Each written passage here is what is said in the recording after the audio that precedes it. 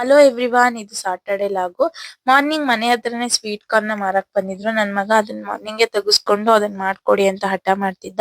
Sweet corn ಎಲ್ಲ ಬಿಡಿಸ್ಕೊಂಡು ಅದಕ್ಕೆ 1 ಕಪ್ ಅಷ್ಟು ನೀರ್ನ ಹಾಕಿ ಸ್ವಲ್ಪ ಉಪ್ಪನ್ನ ಹಾಕೊಂಡು ಒಂದ್ ವಿಸಲ್ ಹೊಡ್ಸ್ಕೊಂಡೆ. ಕುಕ್ಕರ್ ಅಲ್ಲಿ ಮಾಡಲ್ಲ ಅಂತ ಅಂದವರು ನೀವು ಸ್ಟೀಮರ್ ಅಲ್ಲೂ ಕೂಡ ಒಂದ್ 5-10 ಮಿನಿಟ್ಸ್ ಸ್ಟೀಮ್ ಮಾಡ್ಕೊಂಡ್ರೆ ಬೆಂದಿರುತ್ತೆ.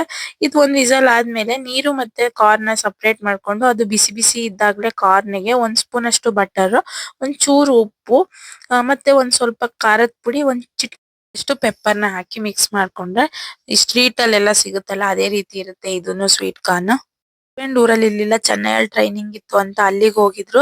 ನಾವು ಊರಲ್ಲಿ ನನ್ನ ಫ್ರೆಂಡ್ ಮದ್ವೆ ಇತ್ತು, ಅಲ್ಲಿಗೆ ಹೋಗ್ಬೇಕಾಗಿತ್ತು. ಹಾಗಾಗಿ ಮೆಜೆಸ್ಟಿಕ್ ಇಂದ ಡೈರೆಕ್ಟ್ ಊರಿಗೆ ಬಸ್ ಇದೆಯಲ್ಲ ಅಲ್ಲಿಗೆ ಹೊರಟ್ವಿ. 4 ಇಯರ್ಸ್ ಆಗಿತ್ತು ಬಸ್ಸಲ್ಲಿ ಹೋಗಿ ನಮ್ಮೂರಿಗೆ.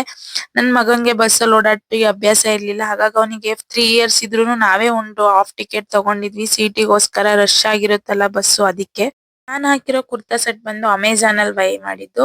560 ರುಪೀಸ್ ಅಷ್ಟೇನೆ, ಬಟ್ ತುಂಬಾ ಚೆನ್ನಾಗಿದೆ ಕ್ವಾಲಿಟಿ ಆಗ್ಲಿ, ಮತ್ತೆ ತುಂಬಾ ಕಂಫರ್ಟಬಲ್ ಇರುತ್ತೆ.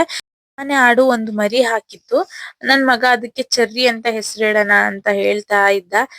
ಮರಿ ಇಟ್ಕೊಂಡು ಆಟ ಆಡ್ಸಿದ್ರೆ ನಮ್ಮನೆ ನಾಯಿ ಮರಿ ಇದೆಯಲ್ಲ ಅದಕ್ಕೆ ಪ್ರಾಬ್ಲಮ್, ಅದನ್ನ ಮುದ್ ಮಾಡಲ್ಲ ಅಂತ ಅದು ಜೋರಾಗಿ ಬೊಗಳುತ್ತಿತ್ತು.